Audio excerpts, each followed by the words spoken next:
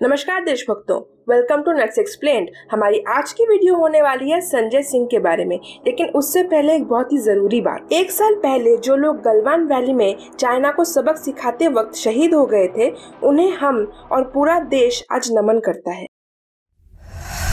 Nets explained. अब आते हैं संजय सिंह के ऊपर। तो पहले तो ये जानते हैं कि संजय सिंह आखिर है कौन। वो है हमारी आम आदमी पार्टी की तरफ से मेंबर ऑफ पार्लियामेंट। और आम आदमी पार्टी जो है ये बहुत दिनों से यही कोशिश में थी कि कैसे अपने फेलियर्स पे से फोकस हटाया जाए। हमारे केजरीवाल जो है वो बस बड़ी बड़ी डींगे हाँकते फिरते हैं और एड चिपकाते फिरते हैं, लेकिन सेंटर से फंडिंग मिलने के बावजूद भी उनसे एक भी ऑक्सीजन प्लांट तक नहीं बन पाया। लेकिन उनके दिमाग में यही चल रहा था कि कैसे हम अपने दामन से ये दाग मिटा सके और कैसे बीजेपी को ब्लेम किया जाए। और तभी इनके दिमाग में आया $1 बिलियन प्लान कि चलिए हम लोग अब राम मंदिर को टारगेट करते हैं, वहां से कोई ना कोई स्कैम निकालने की कोशिश करते हैं। कल ये खबर आई कि संजय सिंह जो है वो ओपनली न्यूज चैनल्स पे जाकर ये बता रहे हैं कि राम मंदिर की जमीन को लेकर एक बहुत बड़ा स्कैम हुआ है। जो जमीन 2 करोड़ में खरीदी गई, वही एग्जैक्टली 15 मिनट बाद 18.5 करोड़ में राम मंदिर के ट्रस्ट को बेच दी गई। जिसकी मालियत 5 करोड़ 80 लाख है, वो जमीन राम जन्मभूमि ट्रस्ट ने, चंपत राय जी ने 18.5 करोड़ रुपए की खरीद ली और 18.5 करोड़ में 17 करोड़ रुपए आरटीजीएस कर दिया। रवि मोहन तिवारी और सुल्तान अंसारी से खरीदा, 18.5 करोड़ में खरीदा 2 करोड़ की जमीन, लगभग 5.5 लाख रुपए प्रति सेकंड जमीन का दाम बढ़ गया। हिंदुस्तान क्या दुनिया में कहीं कोई इतनी जमीन 1 सेकंड में महंगी नहीं हुई होगी, लेकिन राम जन्मभूमि प्रभु श्री राम के नाम पर बने ट्रस्ट में 1 सेकंड में 5.5 लाख रुपए महंगी करके जमीन खरीदी गई 18.5 करोड़ रुपए। सोचने में तो ये बात बहुत ही अजीब लगती है कि क्या ये सच में हुआ था या फिर ये कोई चाल है। लेकिन फिर उसके बाद मालूम पड़ा कि इन्होंने जो दाल बनाई थी वो पूरी तरह से काली है।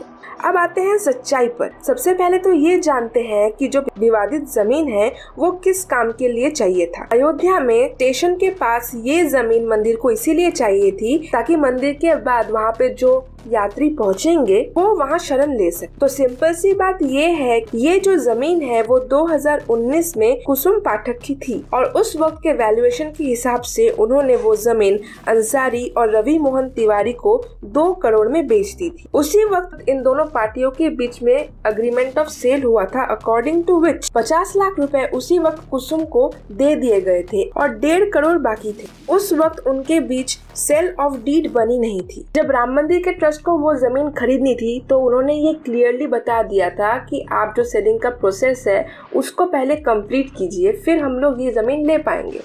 तो जिस दिन राम मंदिर को जमीन खरीदनी थी तो उस दिन ही पुराना जो सेल का डीड था वो भी प्रोसेस कंप्लीट किया गया और मंदिर के ट्रस्ट ने उस जमीन को अभी के वाजिब दाम में खरीद ली। अभी ये समस्या खड़ी हुई कि आम आदमी पार्टी को ये लगा कि 2 करोड़ की जमीन कुछ ही देर में 18.5 करोड़ में कैसे बिक सकती है, इसीलिए उन्होंने इसको स्कैम करार दे दिया बिना कोई रिसर्च किए। सर, सबको पता है आपका मकसद क्या है। आपने 1 रुपया चंदा दिया, पांडे जी 1 रुपया चंदा दिया आपने समाजवादी पार्टी ने। आज जितने लिबरल गैंग, ये जो गैंग है जो राम मंदिर पर सवाल उठा रहा है या चंदा घोटाला पता नहीं क्या क्या, 1 रुपया चंदा नहीं दिया होगा आप लोगों ने। चंदा नहीं देंगे लेकिन सवाल उठाएंगे, उसकी भी पोल खुल गई है। तो राम के साथ कौन धोखा कर रहा है या कौन सी साजिश हो रही है ये पूरे देश को समझ में आ रहा है। लेकिन संजय सिंह ने अपने बयान में एक गलती कर दी। उन्होंने ये कह दिया कि अभी वहाँ के एरिया की जो जमीन है उसका मिनिमम दाम है 5.5 करोड़। तो फिर आप यही बता दीजिए कि जो कुसुम है वो क्या इतनी पागल है कि जिस जमीन के लिए उसे 5.5 करोड़ मिल सकते हैं वो जमीन वो सिर्फ 2 करोड़ में छोड़ देगी। एक बात कहते हैं ना कि झूठ बोलने के लिए भी इंटेलिजेंस की जरूरत होती है, तभी आप ठीक तरीके से झूठ बोल पाएंगे। आम आदमी पार्टी को तो ये लगा कि वो जमीन 2 करोड़ से 18.5 करोड़ में बिक गई, लेकिन उनके दिमाग में ये नहीं आया कि सेल पहले हो सकती है। लेकिन जो डीड होती है वो बाद में भी बनाया जा सकता है। फॉर एग्जाम्पल, अगर मैं आज अपना घर बेच दूँ तो मेरे और जो बायर हैं उनके बीच में सेल ऑफ एग्रीमेंट हो जाएगा और मुझे उसके लिए कुछ एडवांस में पैसे भी मिल सकते हैं। लेकिन जो सारे फुल एंड फाइनल फॉर्मेलिटी वाले डॉक्यूमेंट्स है उन्हें बनने में वक्त लगता है। संजय सिंह जो है उन्होंने तो इस स्कैम के लिए सीबीआई की मांग भी की है, लेकिन अभी तो यही लगता है कि जेल की हवा इनको ही खानी पड़ी। आम आदमी पार्टी की हालत ये है कि ये खुद तो कुछ करते नहीं है और दूसरों की गलतियां निकालने चले हैं। देखिए, अगर आम आदमी पार्टी को कोई भी स्कैम करना होता तो वो किसी भी और दूसरे विषय पे कर सकते थे, लेकिन राम मंदिर को ही उन्होंने इसीलिए चुना ताकि वो शांति प्रिय समुदाय की तोषण कर सके। उन्हें ये लगा कि राम मंदिर को लेकर कोई स्कैम अगर क्रिएट कर पाए तो बीजेपी को ये मजा चखा पाएंगे और हमारे जो शांति दूत हैं उनकी भी थोड़ी सेवा हो जाएगी। यहाँ पर धर्मराज जी दो मुद्दे हैं। एक तो लीगल मुद्दा है राम मंदिर को लेके जिसके बारे में बात करूंगी, और एक दूसरा मुद्दा है जो भारतीय जनता पार्टी के लिए आस्था का मुद्दा है, पर हमारे विपक्ष के लिए वो राजनीति का मुद्दा बार बार बन जाता है। पिछले कई सालों से हम देखते आ रहे हैं विपक्ष अपनी तरफ से पूरी कोशिश करता है कि राम मंदिर जल्दी से जल्दी बन नहीं पाए। हमारे जितने भी प्रयास होते हैं उनमें बाधा डालने का काम विपक्ष करता आया है।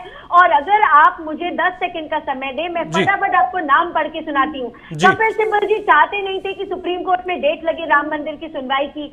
मनीष सिसोदिया जी ये बोलते थे कि यहाँ पर मंदिर नहीं बनना चाहिए, यूनिवर्सिटी बननी चाहिए।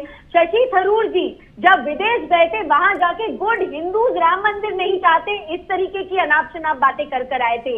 उसके अलावा मणिशंकर अय्यर जी ने कहा था कि अयोध्या में जो महल था उसमें तो कई सारे कमरे थे, आपको कैसे पता जी भगवान श्री राम की पैदाइश कहां पर हुई थी। मुलायम सिंह जी ने ये कहा कि कर सेवकों पर जो गोलियां बरसी थी वो ठीक हुआ था। राहुल गांधी ने भी यूएसए में जाकर टेररिस्ट और न जाने क्या क्या कह दिया था हिंदुओं को। शरद पवार जी ने ये कहा था कि राम मंदिर के बन जाने से क्या कोरोना भाग जाएगा। तो आप ये देखिए यहाँ पर एक विपक्ष है जो एकजुट हो रहा है ये करने के लिए कि राम मंदिर समय पर नहीं बन पाए, लेकिन इस देश की आस्था इस विपक्ष की राजनीति से हमेशा बड़ी निकली है। तो आप हमें कमेंट सेक्शन में बताइए कि आपको क्या लगता है, आम आदमी पार्टी ने जो आरोप राम मंदिर पे लगाए वो क्यों लगाए। और आप सबसे एक रिक्वेस्ट है, हम सारे राइट विंगर यूट्यूब चैनल्स ने मिलके एक कॉमन टेलीग्राम अकाउंट बनाया है जिसका नाम है HYT यूनियन। हम चाहते हैं कि आप सब उस टेलीग्राम ग्रुप में जाके जुड़ जाएं। उस ग्रुप में आप हम सब से डायरेक्टली बात भी कर सकते हैं। अगर हमें किसी भी बारे में कोई ट्रेंड चलाना हो तो वहाँ भी आप लोग मदद कर सकते हैं, और अगर कोई भी चीज या कोई भी चैनल को रिपोर्ट करना हो तो वो भी डायरेक्शन हम लोग उस चैनल में दे देते हैं। तो बेसिक बात यह है कि आप सब हमारे ये जो कॉमन लड़ाई है इसमें शामिल हो सकते हैं। तो जाइए और HYT यूनियन को जरूर ज्वाइन कीजिए।